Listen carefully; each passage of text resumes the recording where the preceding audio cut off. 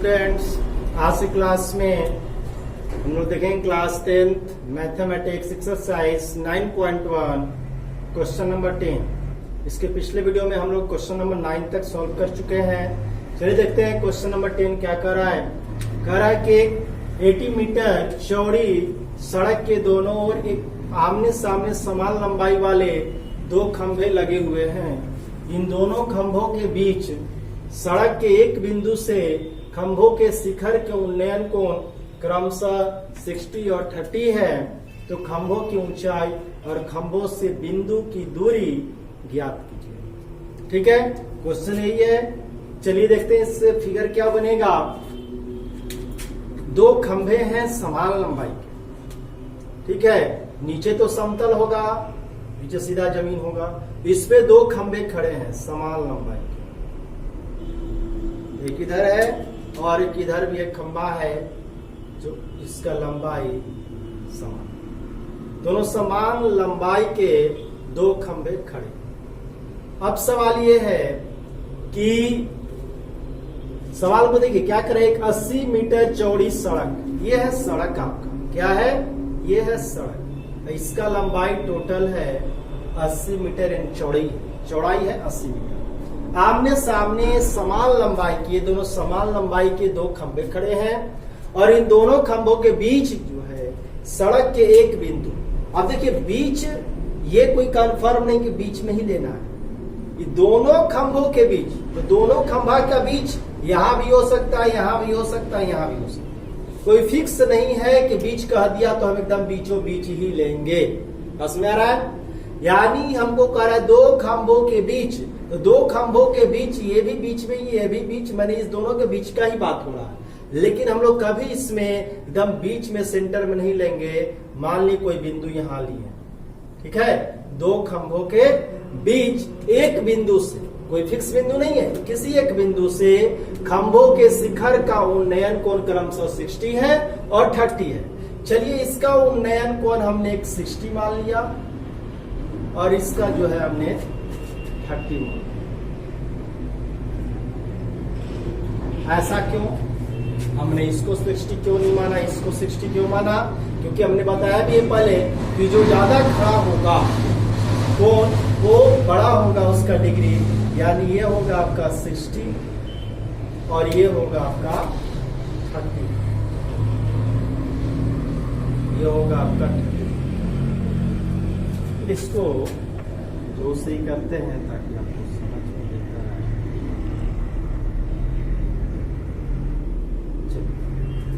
एक ये है, एक ये, दो अलग अलग यहाँ पे बने, एक 60 है और एक 30। तो अगर खंभों की ऊंचाई और खंभों से बिंदु की दूरी ज्ञात करें, यानी खंभों की ऊंचाई पता करें कितना ऊंचा है, और दूसरी बात खंभों से बिंदु की दूरी, बिंदु यहाँ पे है तो यहां से इस खंभा की दूरी क्या होगा और यहां से इस खंभे की दूरी क्या होगी, हम ये सब पता करना है। चलिए इसका नाम हम लिखते हैं A, B, C and D। उसके बाद इसका नाम मान लें, यहाँ पे हम कोई दे दे, E दे दे, M दे दे, कुछ भी दे सकते हैं। चलिए इतना तक मेरा ये फिगर बना। क्वेश्चन को देखते हुए, क्वेश्चन पढ़ करके फिगर को बनाना समझिए कि एक 80 मीटर चौड़ी सड़क के दोनों ओर आमने सामने समान लंबाई वाले दो खंभे हैं। एक सड़क है जिसका चौड़ाई है 80 मीटर, उसके आमने सामने दोनों साइड जो है दो समान लंबाई के खंभे खड़े हुए हैं और इन दोनों खंभों के बीच सड़क के एक बिंदु से, ये दोनों खंभों के बीच में कहीं एक बिंदु है सड़क का, वहां से शिखर का उन्नयन कोण क्रमशः एक का 60 बनता है, एक का 30 बनता है। तो यहां से हमने इसको 60 बनाया, इसको 30 बना लिया। हाँ ये भी हो सकता है आप बिंदु और इधर होता तो 60 इधर बना लीजिए, 30 उधर बना, कोई दिक्कत नहीं है। लेकिन प्रयास ही करना चाहिए, जो ज्यादा कोण खड़ा है वो ज्यादा वैल्यू का कोण होगा, जो कोण ज्यादा पट है उसका वैल्यू कम होगा। खंभों की ऊंचाई और खंभों से बिंदु की दूरी पता करना है, तो हमको खंभा की ऊंचाई तो पता करना ही है, लेकिन इससे बीच का दूरी भी पता करना है। तो हम इसको मान लेंगे, हमको तो पता नहीं, ये तो पूरा 80 है, तो ये दूरी कितना होगा, ये दूरी कितना होगा ये हमको एग्जैक्ट पता नहीं है, तो इसको हम मानेंगे। तो यहां से मान ली इसका दूरी हमने मान लिया x मीटर, तो यहां से यहां का दूरी क्या हो जाएगा, तो हमको पता है टोटल 80 है, तो x ये हो गया, तो 80 में से x निकल ही गया है, तो ये क्या बचेगा 80 माइनस x मीटर। बात समझ में आ रहा है सबको। ये जब दूरी x मीटर हो गया तो ये दूरी क्या होगा 80 माइनस x, क्योंकि टोटल 80 था तो 80 में से x चला जाएगा, तो एक 80 माइनस x, ये इसका दूरी बचेगा। तो चलिए हम लोग देखते हैं जो दिया हुआ है।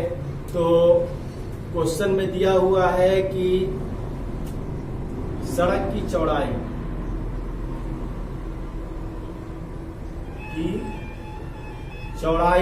जिसको हमने क्या माना है BC, ये हमको पता है कि 80 मीटर है।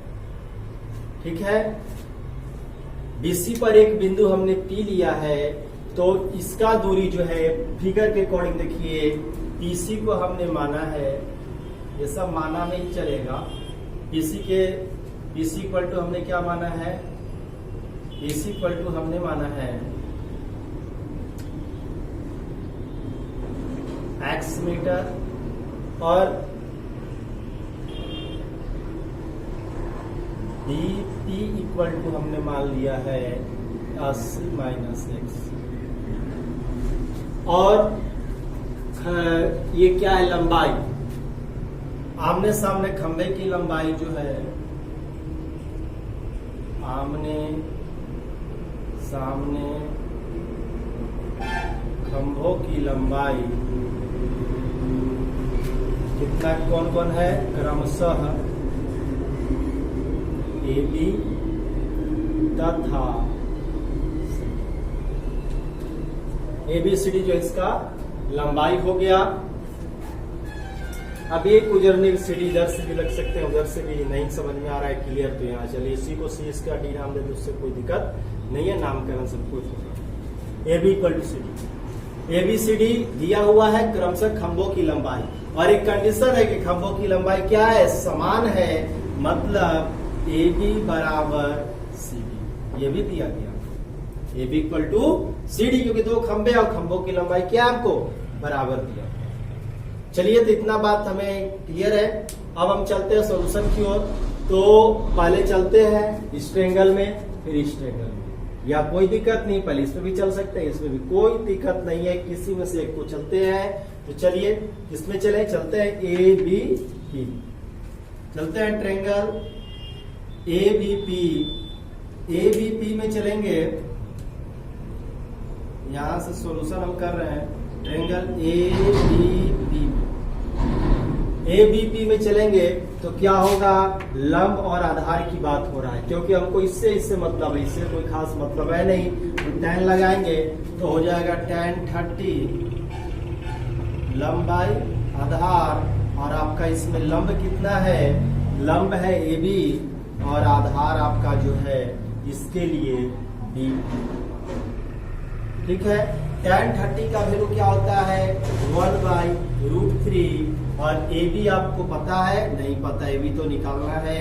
BP का वैल्यू कितना है, तो BP है 80 माइनस x, क्लियर है, BP 80 माइनस x। तो यहाँ से जब क्रॉस मल्टीप्लिकेशन होगा तो AB में √3 से गुना होगा, तो ये हो जाएगा √3AB equal to 80 minus x, तो AB इक्वल टू हो जाएगा 80 माइनस x बाई √3। यहां तक क्लियर है। तो ये आपका हो गया AB इक्वल टू कितना हो गया 80 माइनस x बाई √3। नेक्स्ट चलते हैं आगे। अब चलते हैं इस ट्रायंगल में। अब आता है कितना परिकर किसको क्यों छोड़ दिया गया, क्योंकि देखिए अभी हम आगे क्या करेंगे, AB और CD जब दोनों ऑलरेडी इक्वल है तो दोनों का वैल्यू निकाल करके हम इक्वल कर देंगे, तो वहां से हमको x का वैल्यू आएगा, और x जैसे ही आ जाएगा तो हम आसानी से इसको लिख सकते हैं। ठीक है, तो यदि इसको चाहें तो आप इसको इक्वेशन फर्स्ट मान सकते हैं, समीकरण फर्स्ट। अब चलते इसमें, तो ट्रेंगल का नाम क्या हो जाएगा? ट्रेंगल का नाम हो जाएगा CD और E। CD P, इस ट्रेंगल में चलते हैं तो इसमें क्या हो जाएगा? tan 60 लगेगा आपका। तो tan 60 इक्वल टू क्या होगा? ये भी होगा लंबाई आधार, और लंब इसके लिए क्या होगा? इसके थीटा के सामने का भुजा CD है आपका, और आधार जो है PD कहिए या DP कहिए, ठीक है? आधार आपका P से D तक है, ठीक है? अच्छा, यहाँ P D कर दिए हैं तो इसको भी D कर देते हैं, क्योंकि हमने पहले C के अकॉर्डिंग इसका नाम रखा था। चलिए, अब जो है ये PD हो गया, तो tan 60 का वैल्यू जो है कितना होता है? tan 60 होता है √3, और CD का वैल्यू आपको तो निकालना है, पता नहीं है, और PD का वैल्यू कितना माने हमने? x माना है। तो यहां से क्रॉस मल्टीप्लिकेशन होगा, तो CD में नीचे को नहीं तो 1 है, तो CD में 1 से CD आई हो जाएगा √3x। ये आपका मान लीजिए समीकरण सेकेंड आ गया, फर्स्ट एंड सेकेंड। अब जब दोनों समीकरण आ गया और हमको ये क्या आया? ये आया AB इक्वल टू उसमें, और इसमें आया CD इक्वल टू, और हमने क्या लिखा है पहले? AB इक्वल टू CD, क्योंकि दिया गया है। क्यों दिया गया है? क्योंकि दोनों लंबाई समान है, ठीक है? या लिख सकते हैं, ज्यादा क्लियर करना है तो, क्योंकि दोनों खंभों की लंबाई समान है। जब दोनों खंभे की लंबाई समान है और दोनों खंभे कौन? AB और CD है, इसलिए दोनों इक्वल है। चलिए, अब जब दोनों इक्वल है तो लिख सकते हैं कि चूंकि AB इक्वल टू CD है, तो AB का वैल्यू क्या था आपका? AB का वैल्यू ये आया था और CD का वैल्यू ये, तो दोनों को हम इक्वल कर देंगे, यानी AB का वैल्यू है 80 माइनस x बाई √3, और ये CD का वैल्यू आपका है, CD का वैल्यू कितना आया है? √3x। क्लियर है यहां तक? अब इसके बाद हमको टारगेट क्या है? x का वैल्यू निकालना है, या कुछ नहीं तो 1 है, क्रॉस मल्टीप्लिकेशन होगा, तो ध्यान दिए √3 गुना होगा ना, इसके जो गुनी तो 1 है, ये इसके साथ जाएगा, तो क्रॉस मल्टीप्लिकेशन √3 गुना क्या हो जाएगा? 3x इक्वल टू 1 में इससे गुना होगा, तो 80 माइनस x हो जाएगा। क्लियर है? x उधर जाएगा तो क्या होगा? 3x इधर आके प्लस में x हो जाएगा, बराबर 80 हो जाएगा, तो 4x इक्वल टू 80, तो x इक्वल टू कितना होगा? 80/4, यानी कट के आ जाएगा आपका 20 मीटर। x कितना आ गया? 20 मीटर। और जैसे ही x 20 आ गया तो मेरा आधा सॉल्यूशन क्लियर हुआ। मेरा टारगेट क्या है? इस खंबे की लंबाई निकालना और इसके बीच का दूरी निकालना, ठीक है? तो इसके बीच का दूरी तो हमको पता चल ही गया, x जो हमने माना था, क्या माना था? PD। तो PD तो हमको आ गया x, PD इक्वल टू हमने क्या माना था? x माना था, तो x का आ गया 20। अब बात रहा कि हमको क्या ये माने थे BP, एक हमने BP माना था, वो क्या था? 80 माइनस x था, तो 80 माइनस x कितना है? 20, यानी ये आ जाएगा कितना आपका? 60 मीटर। ठीक है, यहां तक तो ये चीज हमको निकल गया, बिंदु के बीच का दूरी। अब बात ये रहा कि इसकी लंबाई भी पता करना है, तो हम ये x का जो वैल्यू है कहाँ रख देंगे? यदि हम समीकरण सेकंड में रख देंगे आसानी होगा, फर्स्ट में भी रख सकते हैं, कोई दिक्कत नहीं, वहां से हमको वैल्यू निकल जाएगा AB का, और सेकंड में भी रखेंगे तो भी हमको AB और CD तो इक्वल है, तो आसानी से आ जाएगा। तो हम यही x का वैल्यू, x का मान समीकरण यदि हम सेकंड में रख देते हैं, सेकंड में रखने पर तो समीकरण सेकंड मेरा क्या है? तो CD इक्वल टू √3x। ठीक है, तो हमको x कितना रख देना है? 20 रख देना है, यानी हमको CD इक्वल टू कितना आ जाएगा? √3 × 20, यानी आ गया 20√3। ये क्या आ गया हमको? CD, और CD और AB क्या है? इक्वल है।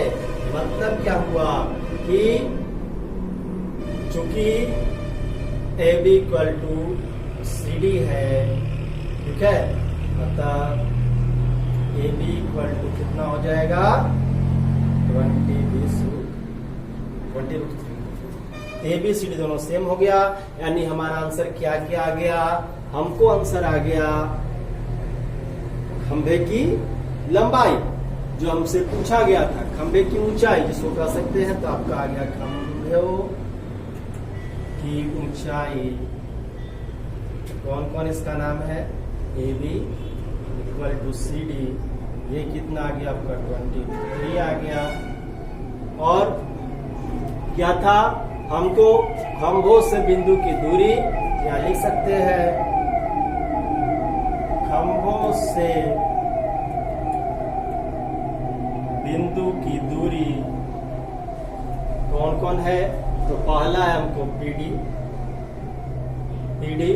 तो ये हमने माना था x, तो यहाँ पे अभी हमने निकाल चुके हैं पीडी जिसको हमने माना था x, ये आ गया था 20 मीटर।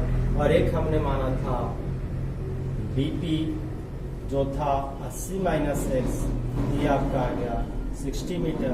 और यही आपका जो है तीनों आंसर। क्लियर है, तो आसानी से इसको किया जा सकता है, बस अब स्टेप को समझिए। हाँ, कुछ लोग के बनाने का तरीका हो सकता है, कुछ लोग पहले इसको बना लें तो पहले ये समीकरण पहले आ जाएगा, वो बाद में आएगा, तो उससे कोई बड़ा मैटर नहीं है। हम लोग स्टेप को समझते हैं, फिगर को समझें और अपने मेथड से बनाने का प्रयास करें। कोई दिक्कत नहीं, आंसर यहाँ पे भी था, लेकिन इसी चीज को लास्ट में यदि आप एडजस्ट करके लिख देते थोड़ा सा बेहतर होगा आप एग्जामिनर के लिए, ताकि समझने में कि क्या क्या हमको दिया गया। तो चलिए, आशा करते हैं कि आप लोग का वीडियो अच्छा लगा होगा, आप लोग अच्छे से इसको स्टेप बाय स्टेप समझें और क्वेश्चन पढ़ के फिगर बनाने का प्रयास करें ताकि आसानी से सॉल्व हो सके। धन्यवाद। अगले वीडियो मिलते हैं आप लोग।